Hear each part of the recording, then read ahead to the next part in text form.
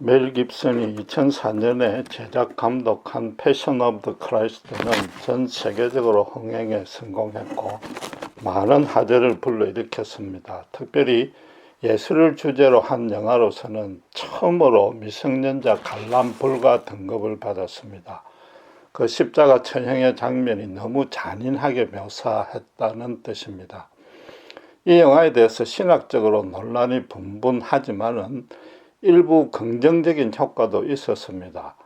불신자들에게는 아무 죄 없는 예수가 그렇게 참혹한 죽임을 당했다니까 충분히 존경할 만한 기독교 창시자라는 점이 재각인되었습니다.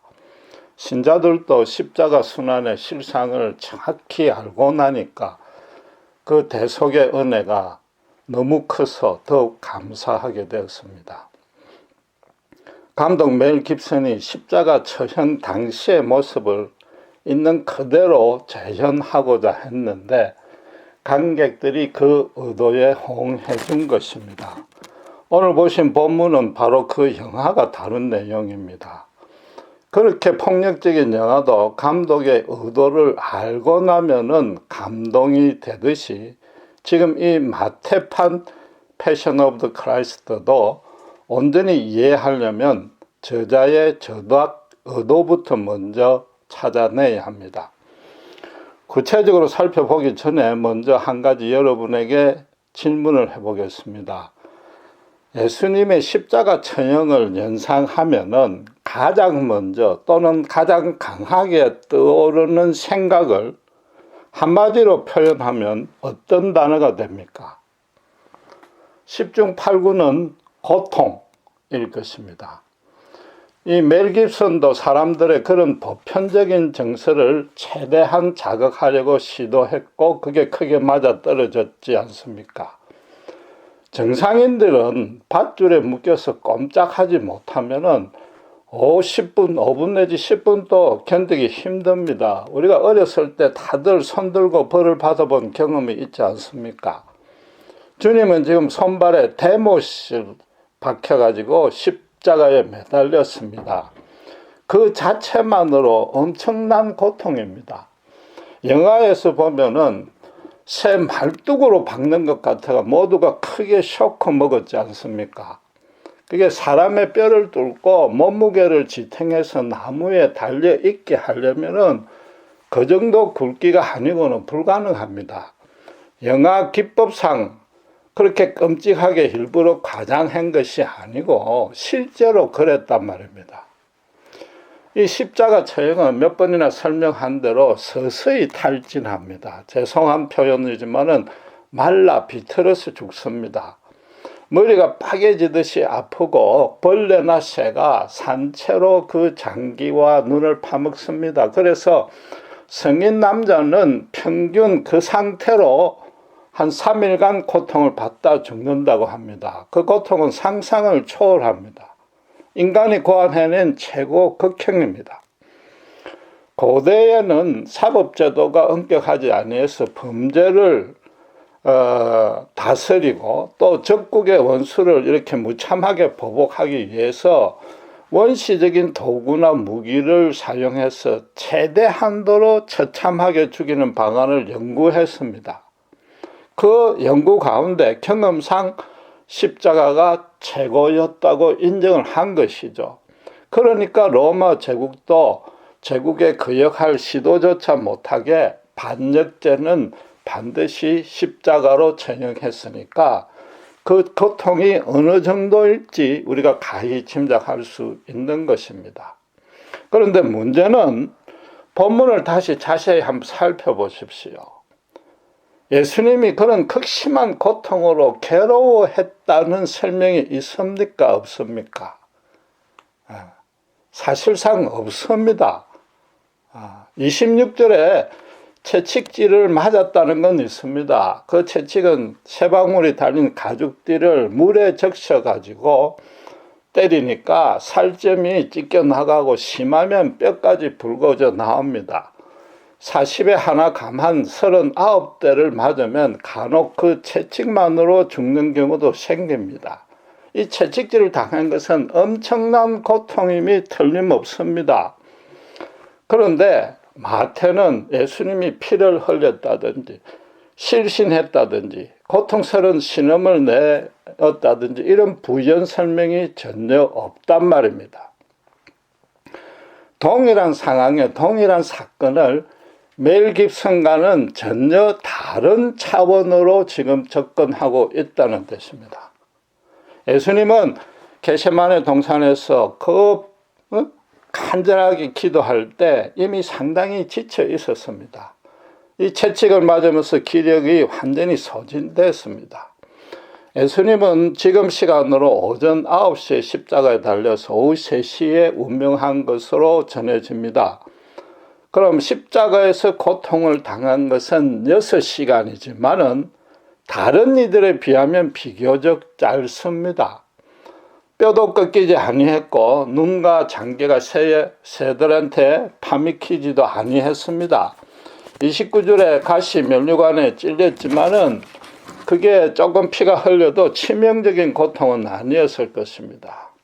30절에 갈대로 머리를 맞았는데 이 갈대는 몽둥이나 채찍과는 달리 그리 덜 아픈 것이단 말이죠.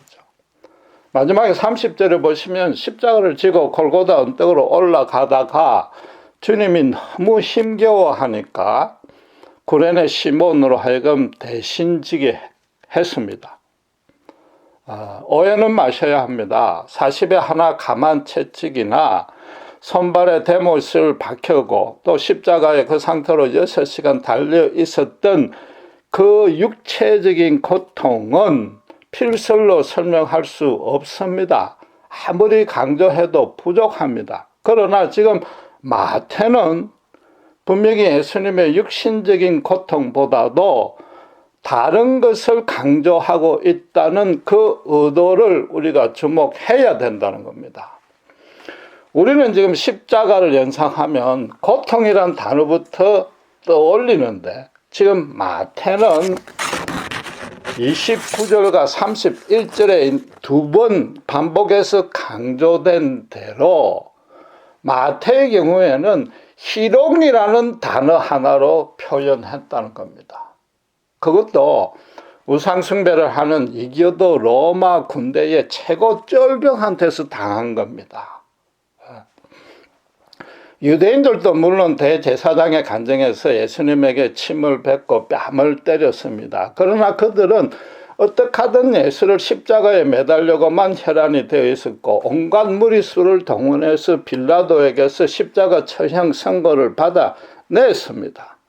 십자가란 것은 하나님께 저주받는 죽음이기 때문에 인간으로서 당할 최고의 모독으로 그들은 간주한 것입니다. 그러니까 유대인들은 이제 더 이상 예수를 조롱할 필요가 없어졌습니다.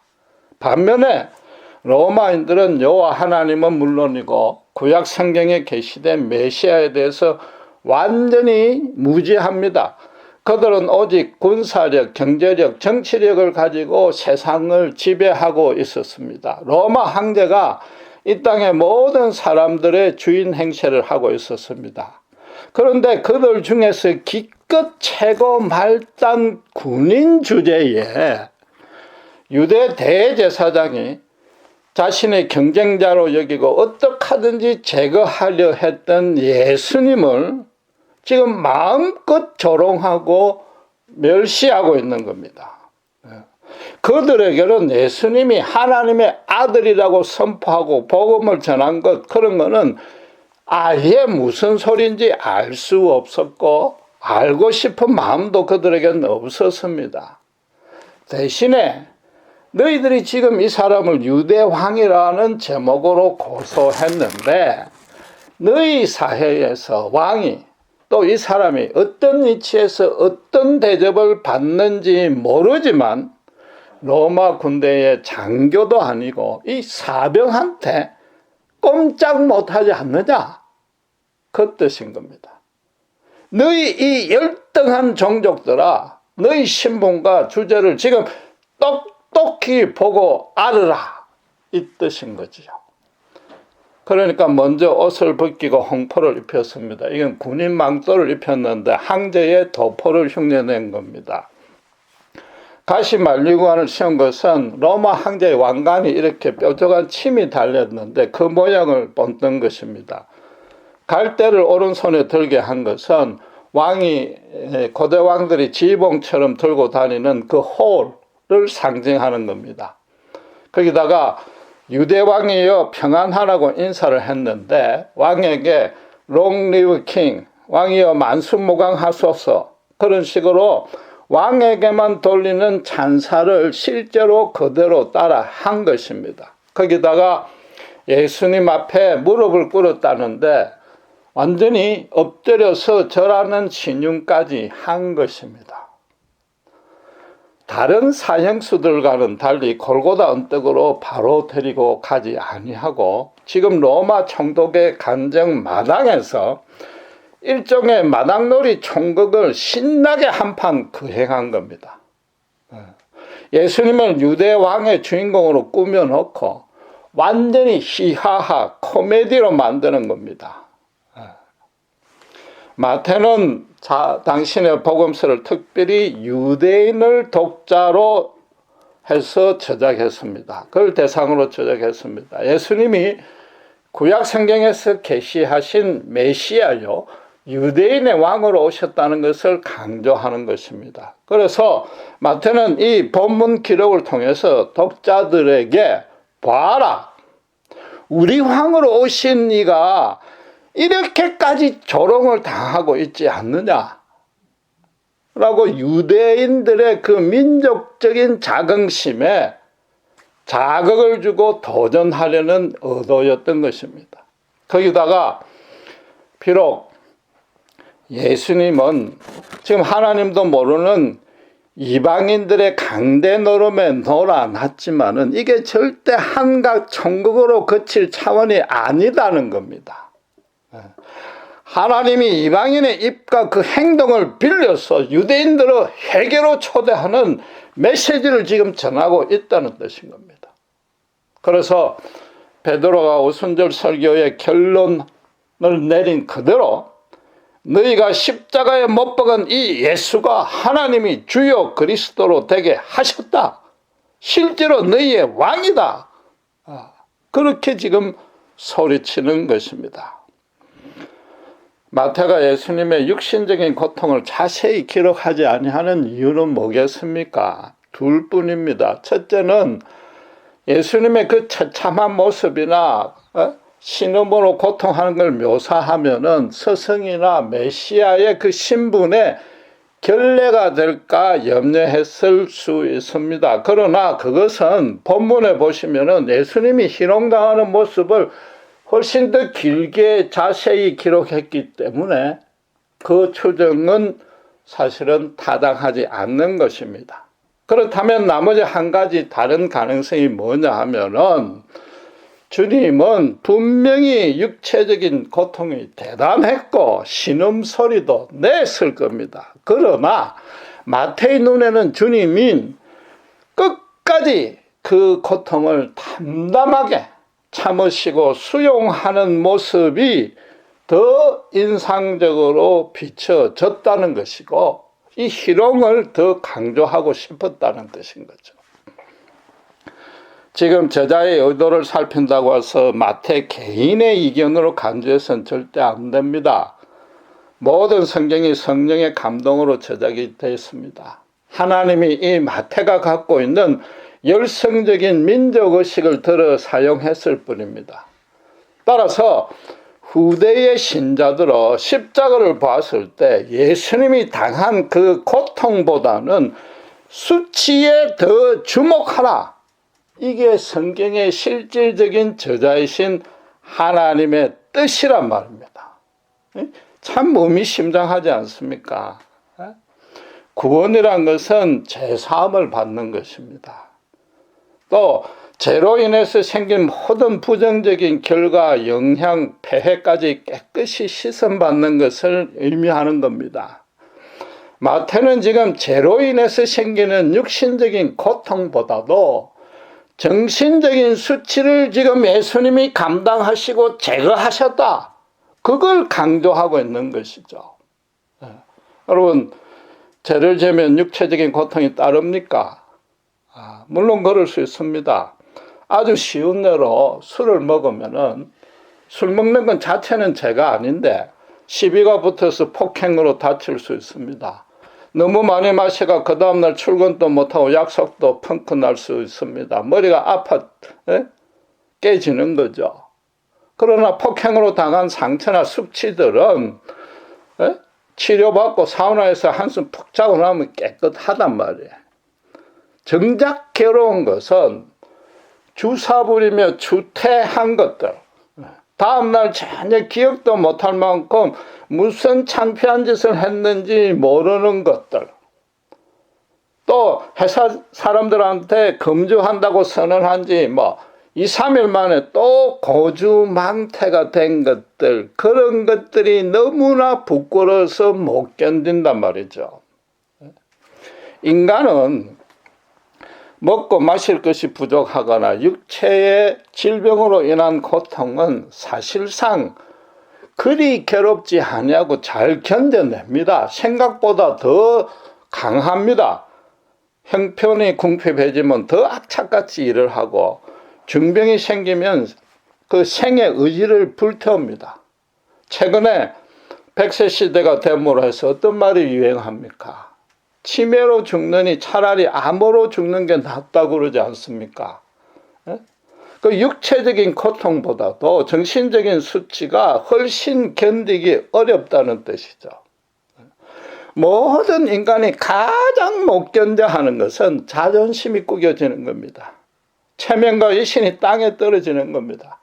남에게 모욕적 비난이나 무시를 당하면은 밤새도록 끙끙 앓습니다. 상대를 갈아 마셔도 시원찮을 정도입니다. 그런 분노와 저주로 밤을 꼬박 새웁니다. 거기에는 백약이 무효합니다. 자기가 당했던 것과 똑같이 아니면 그보다 몇 배의 안갚음을 해야만 비로소 그게 풀린단 말입니다. 예수님이 십자가에서 우리 대신 죽었다는 것은 우리가 받아 마땅한 그 죽음의 형벌을 대신 받은 것입니다. 그러나 문제는 어떤 인간도 죄를 범하면서 그 죄로 인해서 어떤 죽을 것이다. 그 형벌에 받을 것이다. 그 형벌의 고통이 얼마나 강할까 미리 염려하는 자는, 그런 인식조차 있는 자는 단 한 명도 없습니다. 죄를 범하고 난 이유도 마찬가지입니다. 단순히 이 땅이 전부라고 생각하고 쾌락과 탐욕을 채우기 위해 급급합니다. 로마서 1장 32절의 말씀대로 하나님을 경건하게 믿었던 유대인조차도 사형에 해당하는 죄인 줄 알고도 자기들만 행할 뿐 아니라 행하는 자를 옳다고까지 두둔하는 게 인간이란 말이죠. 지금 예수님을 무고하게 아무 죄 없는데도 죽이려는 대제사장과 공회원들은 율법으로 따지면은 오히려 자기들이 사형의 죄를 지었는데도 대중들더라도 그렇게 하라고, 하나님의 이 선한 일에 동참하라고 선동했단 말이에요. 그게 인간의 실상을 분명히 한마디로 보여주는 증거인 겁니다. 불행하게도 예수 믿고 난 이후에도 우리가 죄를 짓고 고통스러워하는 자는 별로 없습니다. 그걸 슬퍼하고 안타까워하지도 않습니다. 그러나 다행히도 불신자나 신자나 모든 이가 죄를 범하고 나면은 공통적으로 부끄러움은 느낍니다. 인간이 타락한 후로는 모든 세상 만사가 자기 중심으로만 돌아야 된다는 그런 관념에 고착이 되어 있고, 또 그런 인식의 바탕에서 모든 말과 행동이 튀어나옵니다. 그런데 다른 이도 똑같이 자기 중심성이 있으니까 그게 서로 충돌하기 마련이고, 그러다 보면 필연적으로 시기와 질투와 분쟁이 생기고 나중에는 상호 비방과 멸시로 이어질 수밖에 없는 것입니다. 자기 이성이 자기에게만 최고의 가치를 부여해 놓았는데 그게 조금이라도 훼손되면 그저 못 견디는 거죠. 거기다가 하나님은 인간을 반드시 남을 사랑으로 섬겨야만 참 만족이 생기는 그런 존재로 창조해 놨습니다. 그런데 인간이 자기만 사랑하는 존재로 자기 스스로 그걸 변질을 시켜버린 겁니다. 그런 자기 사랑이 윤리적으로도 자기가 가장 경건하고 고상하다는 착각과 오류 속에 가둬버렸습니다. 그러니까 죄를 지어도 자기가 죄를 지어도 죄로 여기지 아니하는 거죠. 모든 인간이 자기 눈에 들보는 보지 못하면서 남의 눈에 티끌은 끄집어내는데 완전 전문가가 된 것입니다. 그러나 어느 누구도 스스로 인식은 못하고 자각도 못하지만은 하나님답게 지어진 그 형상이 영혼 깊숙이 남아 있어 가지고 죄를 짓고 나면 보아라, 너가 얼마나 추한지 부끄러운지, 그 인간의 이성에 경고를 바라는 거지요. 누구나 스스로 의도도 하지 아니하고 의식도 하지 아니한데 자연적으로 그 수치심이 발생한단 말입니다. 유대인들도 지금 방금 전에 예수의 피를 자기와 자기들 후손에게 돌리라고 윤리적으로 종교적으로 자부심이 가득했습니다. 그런 사람들 앞에 지금 하나님은 로마 군병들의 총국을 통해서 그들의 민족적 정서에 틀림없이 자극과 찔림을 주었을 겁니다. 그들 영혼 깊숙이 심겨진 양심의 소리에 제발 한 번이라도 귀를 기울이라는 하나님의 메시지였던 겁니다. 불신자들은 착한 자가 천국 가야 옳다고 그럽니다. 예수만 믿었다고 구원 준다는 기독교가 틀렸다고 주장합니다. 그 근거가 무엇입니까? 자신의 윤리적인 점수는 평균 이상이라는 겁니다. 남에게 피해 한 번 안 주려고 최선을 다해 살았다는 겁니다. 그러나 그 어떤 인간도, 어려운 인간도 평생에 절대 해결할 수 없는 문제가 하나 있습니다. 그 하나 있다는 걸 모르고 모른 채로 죽는 사람이 대부분입니다. 그게 바로 죄를 짓고 나면 본인의 의지와 의도와 무관하게 항상 수치심이 생긴다는 그 사실입니다. 본인의 의지와 의도와 상관없이 생긴다면 원래 그렇게 지어진 존재라는 거죠. 우연히 진화되어 가는 중이 아니고 하나님의 창조 질서 안에 모든 자가 있다는 겁니다. 이 죄를 짓고 나서 수치심이 생기는 것이 개별적인 그 행동에 따라서 자기 스스로 윤리적으로 반성했거나 다른 사람의 훈계를 받기 전에 이미 수치심이 생긴단 말이에요. 그건 무슨 뜻입니까? 자신의 존재 전체가 그 전에 벌써 치사하고 비겁하고 추한 상태에 빠져 있다는 겁니다. 인간 본질상 있는 그 부끄러움이 죄를 짓는 행동으로 통해서 겉으로 드러난 것뿐인 것이며, 본인이 이제 그 이성을 가지고 내면의 실체가 드러난 실체를 발견하고 나니까 수치라는 마음으로 인식이 되는 것입니다.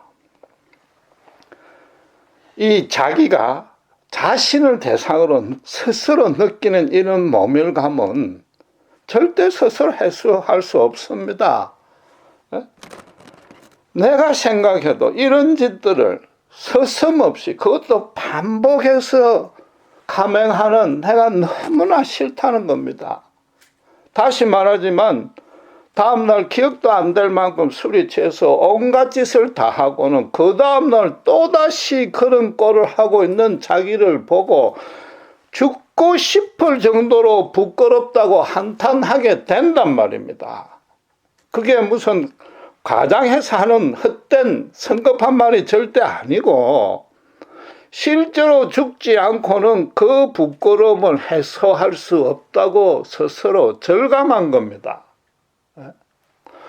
불신자들이 권력과 명예와 재물을 죽을 때까지 추구하는 것이 육신적인 고통을 없애고 편안하게 살려고 하는 뜻도 있지만은 그보다는 바로 이 스스로 해결하지 못하는 자기 내면의 무질서한 그 부끄러움을 그런 식으로라도 감추고 싶은 거죠.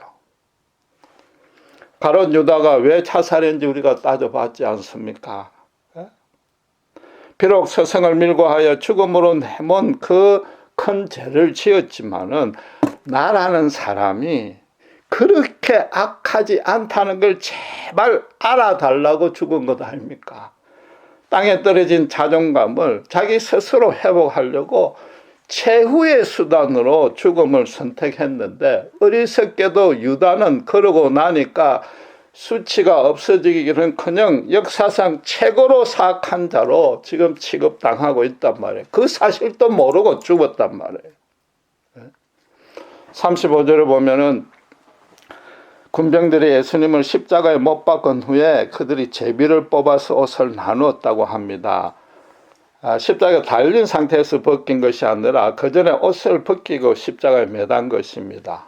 유대인의 복식은 겉옷과 속옷과 허리띠와 샌들 이 네 가지로 간단하게 이루어집니다. 지금 십자가에서 시체를 훔쳐가거나 그걸 방지하고 온전히 죽은 것을 확인하려고 보초를 로마 군병 한 조를 분대를 지키도록 했습니다. 그런데 그 분대가 4명입니다. 이 옷을 찢어서 나눌 리는 없습니다. 그 4가지 옷을 나눴단 말이에요. 무슨 말인가 하면 속옷까지 주님은 완전히 벗겨져서 그 치부를 다 드러냈다고 말이죠. 십자가에서 생모 마리아와 막달라 마리아 같은 아녀자들 앞에서 그렇게 당했단 말입니다. 예수님의 입장을 한번 가정해 보십시오. 주님은 이 땅에 100% 인간으로 오셨습니다. 십자가에 달릴 때는 더더욱 그 완전한 인성으로 달렸습니다. 그랬을 때 말하자면 한 인간으로서 그런 모습을 당했을 때 육체적인 고통과 그 정신적인 고통, 수치 중에 과연 예수님이 어느 쪽이 더 괴로웠을까 말이죠. 예수님이 십자가에서 우리가 당할 죽음의 형벌을 당한 것은 너무나 기본적입니다. 그 위에 정말로 주목해야 될 것은 모든 인간이 내 스스로도 내가 싫고 부인하고 싶은 바로 이 자기 모멸감까지도 다 감당하셨다는 겁니다. 우리가 세상에 살다 보면은 내 자신이 사람들 앞에서 완전히 벌거벗겨져서 너무나 부끄러워졌다는, 죽고 싶을 정도로 부끄러워졌다는 그런 체험들을 한두 번은 반드시 하게 마련입니다. 주님이 지금 십자가에 벌거벗겨 달림으로써 그것까지도 지금 깨끗게 하셨단 말이에요. 지난 과거에 제발 지워버렸으면 좋을 것 같은 그 허물과 잘못까지도 우리 속에 남아있는 수치심의 찌꺼기까지도 주님은 십자가에 해결하신 겁니다. 로마 군인들에게 희롱당하시고 벌거벗겨 달림으로써 다 해소해 주셨단 말이에요. 엎질러진 물처럼 다시는 담을 수 없을 것 같은 끝이 난 것 같은 그 우리 인생도 주님이 그럼으로써 이제는 새 생명으로 채워주시고 더 풍성하고 아름답고 진실되게 살 수 있도록 해 주셨단 말이에요. 예수를 믿는다는 의미는 불신자 시절과 정반대가 된 것입니다. 평생 스스로 해결할 수 없는 자기 모멸감을 주님께서 십자가의 은혜로 깨끗이 씻어 주신 겁니다. 모든 수치를 제거한 다음에 하나님께서 우리를 그렇게 지으신 그 모습대로 우리를 바꿔주시는 겁니다. 죄를 지으면 부끄러워지는 것은 하나님의 지으심대로인데 하나님께서 인간들을 꼭 살아야 되는 그 방식대로 살지 않았기 때문에 수치가 생긴 겁니다. 이제 그것마저 제거했단 말이에요. 수치란 것은 하나님을 배제하고 자기만 사랑할 때는 피해갈 수 없이 생기는 현상인 것입니다. 신자란 성령의 간섭으로 예수님의 십자가 은혜를 온전히 알고서 하나님을 다시 자기 영혼의 중심에 온전한 주인으로 모신 자입니다. 그래서 그전까지 항상 내가 내 스스로에 갖고 있던 내 존재에 대한 의구심과 불안감과 수치심과 자괴감이 예수의 보혈로 완전히 씻긴 자입니다. 하나님의 사랑을 입은 자입니다. 이제는 하나님께 너무나 귀중하고 소중한 자녀가 된 것입니다. 하나님을 아빠로 부를 수 있는 관계 안에 들어가 있는 것입니다. 절대로 취소할 수 없는 하나님의 영광이 우리 앞에 보장되어 있는 것입니다. 다윗 왕이 우리아의 아내 바세바와 간음한 죄를 회개할 때에 어떻게 했습니까? 어떻게 고백했습니까? 시편 51편 4절에 주께만 범죄했다고 그랬습니다. 우리아를 죽이고 그 가정을 파괴한 그 죄책을 무시했다는 뜻은 아닙니다. 대신에 뭐예요? 자기 사이에 생긴 아이를 우리아의 아이라고 속이려고 했다가 실패했고, 그래서 다시 우리아를 최전선에 내보내서 그것도 적군의 손에 대신 죽도록 했습니다. 그런 자기 자신이 너무나 싫고 고통스러웠던 것이죠. 지금 대제사장이 예수님을 로마에 반역했다는 제목을 덮어가지고 자기들의 대적인 로마의 손에 빌려서 죽이려는 것과 똑같은 잘못을 다윗이나 했단 말이죠. 다윗이 결국은 자기 존재 전부를 걸고 하나님 앞에 너무나 부끄러워졌기 때문에 내가 하나님께만 범죄했다고 고백하는 겁니다. 그러니까 내 죄가 항상 내 앞에 있으며 내가 죄악 중에, 그것도 모친의 죄 중에 태어났다고 그럽니다. 어머니까지 공범으로 몰고 가는 게 아니라 어머니같이 전혀 죄도 없는 인간으로서는 가장 존경하는 엄마마저도 하나님 앞에 죄인이라는 거죠. 다윗은 그러나 그 후회와 반성으로만 그치지 않냐고 어떻게 기도했습니까? 주의 얼굴을 제발 내 죄에서 돌이키지 마시고 하나님께서 내 속에 정한 마음을 창조해 주시고 정직한 영으로 새롭게 해달라고 간구했단 말이죠. 내가 자기 중심으로 내만 사랑했던 존재였는데 이제 하나님과 이웃을 사랑하는 존재로 다시 되돌려 달라는 겁니다. 신자가 되었다고 해서 죄를 안 짓고 거룩해지는 것도 아닙니다. 예수님이 십자가에서 우리의 수치를 다 해결했다고 해서 어떤 죄를 지어도 죄책감을 느끼지 아니한다는 건 그런 법은 없습니다. 간혹 잘못된 신자들이 미래의 죄까지 복음으로 다 용서해 준다니까 죄에 대해서 무감각해진 자들이 있는데 그건 큰일 날 죄입니다. 은혜를 더하려고 죄에 더할 수는 없는 겁니다.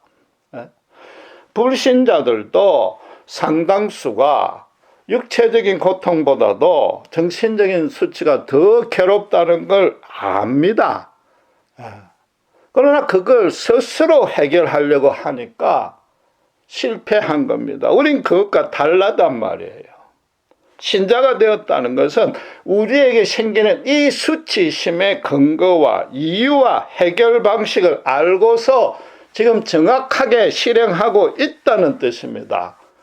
바울이 로마서 7장에 그 실토한 그대로 내 지체 속에 다른 법이 나를 제 아래로 끌고 간단 말이죠. 이 사망의 몸에서, 이 공간 몸에서 누가 나를 건지려고 그랬단 말이에요. 자기를 끌고 가니까 자기 의지와 상관이 없고 자기 사망의 몸을 건져달라 했으니까 내 존재 전체를 구원해달라, 깨끗게 해달라고 그랬는데 그 해결책은 유일하게 예수님과 십자가의 은혜뿐이라고 바울이 실토했단 말입니다. 인간은 하나님의 징조 질서에 따르면 반드시 하나님을 사랑하고 이웃을 사랑해야만 참 만족과 기쁨을 얻습니다. 그래야 온전한 생명을 누릴 수가 있습니다. 신자가 된 이후에도 죄와 피 흘리기까지 싸우고 기도와 말씀의 전무에서 예수님의 십자가에 더욱 가까이 가야 하고 그 십자가를 지어야 합니다. 그러면 나라는 존재 자체에 대한 모멸감은 당연히 없어지는 겁니다. 신앙 성숙이 되었다는 증거가 무엇이겠습니까? 기도와 말씀에 능통하고 교회 집회에 성실히 참석한다는 그것만이 절대 아닌 것입니다. 그것으로 판단할 수 없는 겁니다. 신앙이 성숙이 되었다는 것은 나라는 자신, 사람 전체에 대한 자괴감, 모멸감, 열등감 그런 것들이 얼마나 많이 깨끗해졌느냐 그걸로 따져야 되는 겁니다. 정말로 하나님이 나로 인해서 심히 기뻐하는 존재가 되었다는 그 확신이 있느냐, 그런 확신으로 사느냐, 거기에 믿음이 좋다는 증거단 말입니다. 물론 예수 믿고 난 이후에도 내가 내 스스로 봐도 또 사람들이 나를 볼 때 부끄러울 때가 있지만은 하나님만은 나를 절대로 부끄러워하지 아니하신다는 그 확신이 있기 때문에 세상에 어떤 일을 당해도, 심지어 부끄러운 일을 당해도 예수님이 십자가에 다 감당하셨기 때문에 당당해지고 담담해질 수 있단 말입니다. 그게 지금 마태판 패션 오브 크라이스트가 이 오늘날의 독자에게 던지고자 하는 메시지인 겁니다. 기도하겠습니다. 하나님 아버지, 늘 감사합니다.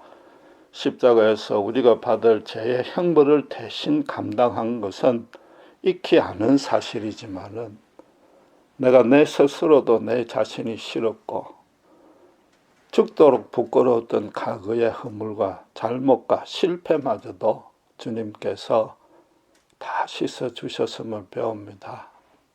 우리의 믿음이 종교적인 겉모습으로 그 성숙도를 판단할 것이 아니라 내 안에 있는 그 찌꺼기들, 수치심들이 얼마나 많이 제거되었는지 그것으로 우리를 스스로 점검하게 하시고 정말 주님께서 나로 인해 심히 기뻐하신다는 그 확신을 기도와 말씀으로 삶의 체험으로 항상 누리며 사는 자 되게 해 주시옵소서. 그럼으로써 세상에 주님의 그 놀라운 영광의 빛을 비치고 어떤 것을 만나도 당당하게 승리하는 모습을 가지고 아직도 그러지 못한 영혼들을 주께로 인도하는 복되고 충성된 종들 되게 해 주시옵소서. 감사합니다. 우리 주 예수 그리스도 이름으로 기도드렸습니다.